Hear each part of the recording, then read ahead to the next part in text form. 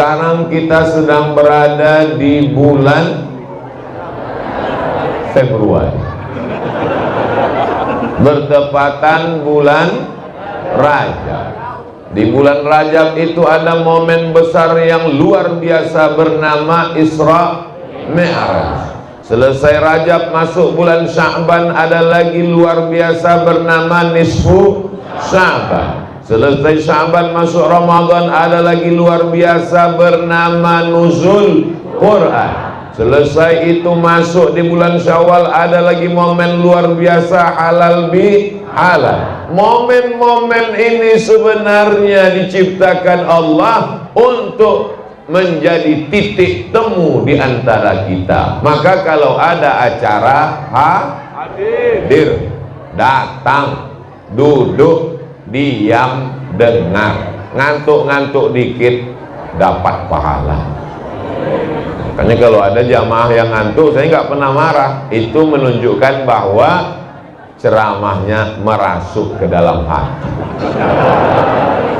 Nah, makanya nanti kalau ada yang mengatakan Isra Mi'raj bid'ah, Nisfu Sya'ban bid'ah, Nuzul Quran bid'ah, halal bihalal bid'ah, datang buat lebih besar, lebih megah, sound sistemnya menggelegar, supaya yang mengatakan bid'ah langsung modal. Ini nggak usah dipedulikan, anjing menggonggong kafilah berlalu. Tapi aduh, takut. Sebelum peristiwa Isra Mi'raj yang hebat, yang luar biasa, dari Masjidil Haram ke Masjidil Aqsa, naik ke Sidratul Muntaha, melihat surga dan neraka, ayat-ayat kuasa Allah, maka sebelum itu banyak yang dilalui oleh Rasulullah sallallahu alaihi wasallam. Di antaranya orang Makkah tidak menerima dakwahnya, diembargo, dimusuhi, dilempar, dicaci maki. Ada secercah harapan, negeri itu bernama Taif. Lalu Nabi pun pergi ke Taif, jalan kaki lebih kurang 100 kilometer. Kenapa jalan kaki? Karena kalau naik kuda, naik unta, nanti dicurigai oleh orang kafir Quraisy. Nah, ini mau melarikan diri. Maka Nabi jalan kaki supaya mereka tidak khawatir. Tujuan ke Taif untuk berdakwah, supaya orang Taif menerima dakwah Islam, bersyahadat la ilaha illallah Muhammadun.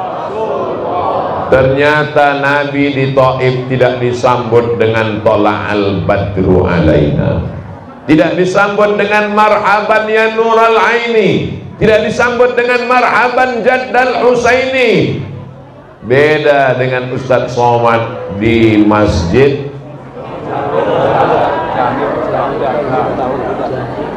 Miftahul Huda. Di Miftahul Huda disambut dengan buah jeruk, dengan anggur di dalam, sambut anggur, minuman, kue-kue, tapi nggak ada yang bisa dimakan karena sibuk foto. Foto penting, karena foto tadi dicetak lalu ditempel, setiap melihat didoakan orang. Sampai hari ini foto saya dengan almarhum Tuan Guru Kiai Haji Muhammad Arifin Ilham, kalau saya lihat saya kirim Al-Fatihah, Allahumma fillahu warhamhu wa'afihi wa'afu anhu. Itu tujuan foto, bukan untuk gagah-gagah, bangga-bangga. Betul? Saya kalau foto sama orang, saya yakin foto saya dia simpan, nanti kalau saya meninggal dia lingkari merah, sudah meninggal, innalillahi wa inna ilaihi raji'un. Nggak apa-apa, dia posting, yang penting orang jadi tahu dan kita dapat doa, bukan dosa.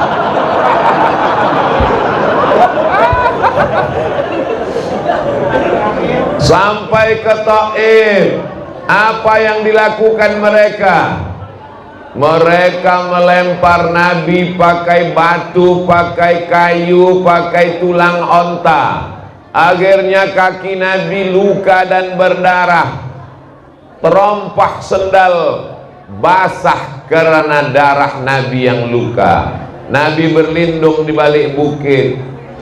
Apa kata malaikat Jibril alaihissalam? Kalau menetes darah kakimu itu ke tanah, kuratakan Taif itu semuanya, hancur lebur.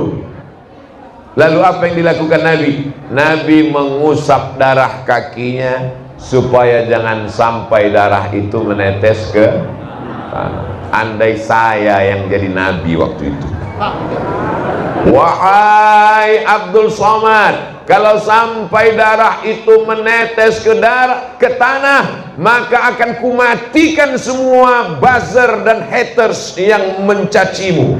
Langsung saya gosokkan ke tanah. Matikan, biar mampus semuanya. Jadi pelajaran yang kita ambil dari Rasul Shallallahu Alaihi Wasallam adalah memaafkan orang yang salah walaupun mampu untuk membalas.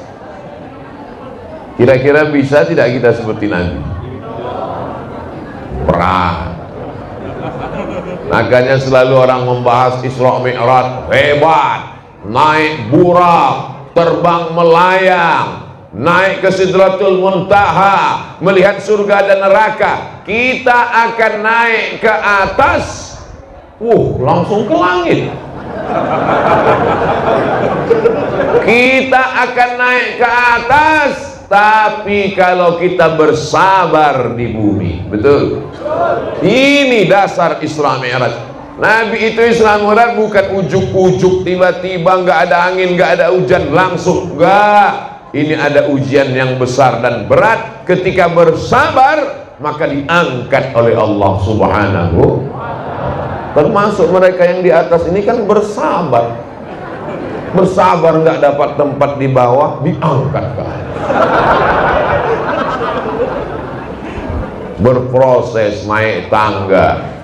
Lalu kemudian Nabi berlindung di balik bukit. Di situ dia mengadu kepada Allah. Apa kata Nabi? Ilaika ashku dha'fa quwwati. Kepada engkau aku mengadukan kelemahanku, wa qillata hilati, ketidakberdayaanku, wa hawani 'alan nas. Aku sekarang terhina di tengah manusia. Mereka merendahkan, menjatuhkan aku, ya Allah. Lalu kemudian apa yang terjadi? Datang malakul jibal, malaikat malakul jibal, malaikat penjaga gunung-gunung. Jadi seluruh jibal, gunung-gunung itu ada satu malaikat khusus yang ditugaskan menjaganya. Tapi jangan gara-gara ini lalu anak muda naik ke bukit mau ketemu malakul jibal. Datang malakul jibal mengatakan, ada dua bukit yang besar di kota Makkah. Satu Jabal Abi Qubais, satu Jabal Qu'ayqi'an. Wahai Muhammad sallallahu alaihi wasallam, tunjukkan bukit yang paling besar di kota Makkah, akan aku cabut, aku timpakan ke orang Taif yang mengejek melemparmu, rata mereka semuanya dengan tanah. Andai kita yang jadi nabi waktu itu. Hai Abdul Somad, tunjukkan mana gunung yang paling besar, akan aku cabut, kutimpakan ke mereka. Langsung, segera, jangan pakai lama. Tapi Nabi Muhammad SAW, apa kata beliau? Asallah an yukhrij min aslabihim man ya'budullah wa la yusyrika bihi syai'a. Ya Allah, keluarkanlah dari tulang sulbi mereka anak cucu yang akan menyembah Allah dan tidak mempersekutukan Allah dengan apapun. Akhirnya barokah doa Nabi, orang Taif 100% masuk Islam. Jadi kalau bapaknya musuh kita, cucunya salah apa enggak? Tapi kenapa kita marah sampai 7 turunan? Aku doakan kamu beserta anak cucumu 7 turunan jadi monyet. Alhamdulillah. Nabi doanya, asallah an yukhrij min aslabihim, keluarkan keturunan mereka, man ya'budullah, menyembah Allah, wala yusyrika bihi syai'an, dan tidak mempersekutukan Allah. Akhirnya sekarang negeri Taif itu indah luar biasa. Mudah-mudahan panjang umur sehat badan kita bisa umroh. Amin. Dan mampir ke Taif. Di Taif itu subur, dingin, ada wortel, ada timun, ada bunga-bunga seperti puncak, indah. Dan sekarang semuanya sudah muslim, bersyahadat asyhadu an la ilaha illallah wa asyhadu anna muhammadan rasulullah. Ini pelajaran dari Taif. Lalu Nabi Muhammad SAW pun pulang dari Taif. Dalam perjalanan pulang, Nabi membaca Al-Quran. Ketika sedang baca Quran, turun surat juz 29, namanya surat Al-Jin. Qul uhiya ilayya annahu istama'a nafarum minal jin. Ada beberapa orang jin. Kok beberapa orang? Ada beberapa jin mendengar Nabi baca Quran. Apa kata jin itu? Inna sami'na Qur'anan ajaba. Kami mendengarkan bacaan Al-Quran itu sangat menakjubkan. Buka surat Al-Jin juz 29. Itu turun pada saat Nabi Muhammad pulang dari Taif. Orang Taif tidak beriman, manusia tidak percaya, tapi ada satu makhluk Allah. Makhluk ini dua. Wa ma khalaqatul jinna wal insa alladzi yuwaswisu fi sudurin nas minal jinnati wan nas. Manusia tidak beriman, tapi ada jin yang masuk Islam. Itulah disebut dengan jin muslim. Jin terbagi dua dalam surat Al-Jin. Wa anna minnal muslimun wa minnal qasitun. Kami ada yang muslim, kami ada yang kafir. Yang baik namanya jin muslim, yang jahat namanya jin kafir. Yang muslim, ulaika taharraw rasyada, mereka selalu mencari jalan yang lurus, bukan jalan tol. Sedangkan yang kafir, kanu li jahannama hataba, mereka akan menjadi bahan bakarnya api neraka. Jadi walaupun dia jin, tapi nabinya tetap Nabi Muhammad sallallahu alaihi wasallam. Apa pelajaran dari sini? Kalau engkau berdakwah, tetanggamu mungkin tidak beriman, pamanmu mungkin tidak beriman, orang Makkah mungkin tidak beriman, tapi jangan putus asa. Kalau Allah mau, makhluk yang tidak nampak bisa beriman. Innama amruhu idza arada syai'an ayyaqula lahu kun. Lalu Nabi pun pulang ke kota Makkah Al-Mukarramah, tidur. Sampai akhirnya suatu malam turun malaikat Jibril. Summa nazala Jibril, turun malaikat Jibril. Ja'a bitistin min zahab, dia membawa bejana terbuat dari emas. Fafataha sadri, dibelahnya dadaku. Summa ghasalahu bima'i zamzam, dia suci qalbuku, jantungku dengan air Zam-Zam, untuk menghilangkan darah-darah hitam, darah kotor, hasad, dengki, dendam kesumat, nggak senang melihat orang lain dapat nikmat, takbur, angkuh, sombong. Itulah makanya sebelum sholat kita disuruh suci badan, mandi, suci pakaian, cuci, suci tempat, bersih. Masya Allah, tabarakallah. Ustadz Somad tidak di lantai.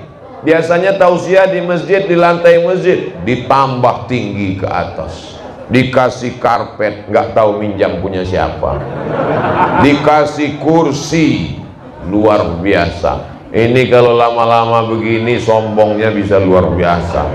Datang disambut tola al-badru alaina, tangannya dicium, dikawal, dihormati, dimuliakan, lalu kemudian disediakan. Tapi ini sementara 60 menit. Begitu tausiah selesai, kursinya diangkat. Nggak mungkin saya duduk selamanya di sini. Kalau saya duduk di sini, diangkat sama-sama kursinya sekalian. Hilangkan dengki, hilangkan hasad, hilangkan busuk hati, hilangkan syirik, hilangkan nifak. Di mana letaknya? Letaknya di ala fil jasadi mudghah. Ketahuilah di dalam jasad itu ada sekepal, ada segumpal. Idza sholahat sholahal jasadu kulluh. Kalau yang sekepal, segumpal ini baik, maka seluruh tubuh menjadi baik. Wa idza fasadat, kalau dia rusak, maka seluruh tubuh ikut menjadi rusak. Ala wahyal qalb, dia adalah hati. Bukan hati Pak Ustadz, qalbu itu jantung, dia adalah jantung. Bukan jantung Pak Ustadz, dia adalah hati. Ya udah, biar damai, jantung hati. Jantung qalbu, kalau hati liver. Nanti pergi ke rumah sakit, ke dokter, di kamar dokter ada patung manusia yang isinya anatomi, ada usus besar, ada usus kecil, ada ginjal, ada perut, ada lambung, ada jantung. Jantung yang sebelah kiri seperti jantung pisang. Kenapa disebut jantung? Karena bentuknya seperti jantung pisang, besarnya sebesar genggaman. Anak bayi genggamannya kecil, jantungnya sebesar itu. Orang besar tangannya gede, jantungnya sebesar itu. Jantung Abdul Somad sebesar ini, berdegup, berdetak di dalam, terasa. Itu jantung orang yang normal. Tapi kalau banyak utang, apalagi tahu ada suara motor datang, debit kolektor. Makanya orang yang hatinya gelisah, meninggal mendadak, selalu disebut kena serangan jantung. Bukan serangan Rusia ke Ukraina. Siapa yang membuat jantung itu menjadi tenang? Allah. Huwallazi anzalas sakinata. Allah yang menurunkan ketenangan fi qulubil mu'minin, ke dalam hati orang yang beriman. Allah yang menurunkan ketenangan ke dalam jantung hati orang beriman. Bagaimana supaya tenang? Ala bizikrillahi tatma'innul. Dengan banyak berzikir hati menjadi tenang. Subhanallahil azim, subhanallahil azim, subhanallahil azim, subhanallahil azim, subhanallah walhamdulillah wala ilaha wallahu akbar wala haula wala quwwata illa billahil aliyyil azim. Subhanallah, alhamdulillah, la ilaha illallah, Allahu akbar, la haula wala quwwata illa billah. Afdalu dzikri fa'lam annahu la ilaha illallah. Kalau sempit terasa dunia, makhluk membencimu, tetangga memusuhimu, keluarga menyepelekanmu, orang mencaci maki, sumpah serapahmu, pejamkan mata, berzikirlah kepada Allah. Tidak ada tempat mengadu kecuali kepada Allah. Jangan ngadu ke Facebook. Nanti semua yang ada di Facebook komen, tambah pusing kepala. Jangan ngadu ke Instagram. Semua follower akan komen, makin stres. Ngadu ke ustadz, ustadznya juga kena masalah. Ngadu ke dokter, dokternya juga ada masalah. Ngadu ke dokter spesialis. Tolonglah saya Pak Dokter, psikolog, psikiater. Saya udah nggak bisa tidur selama 2 hari. Mata saya tengah malam terbuka terus. Kata dokter, masih syukur kamu 2 hari. Saya sudah 2 bulan nggak tidur-tidur.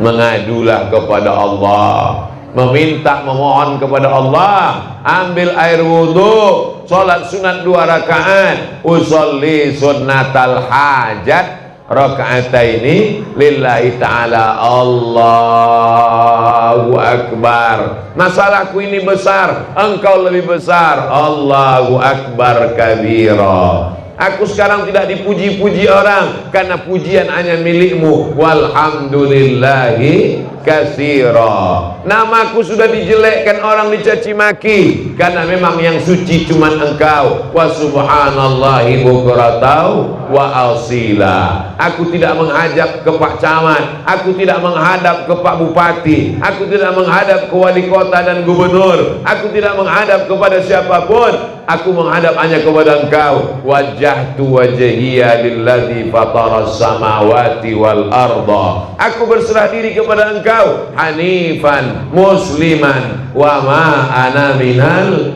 musyrikin. Semuanya kuberikan kepada engkau. Inna solati wa nusuki wa mahyaya wa mamati lillahi rabbil alamin. Aku tidak mempersekutukan engkau, aku tidak duakan engkau dengan manusia, aku tak duakan engkau dengan hewan, aku tak duakan engkau dengan kayu, batu, hantu.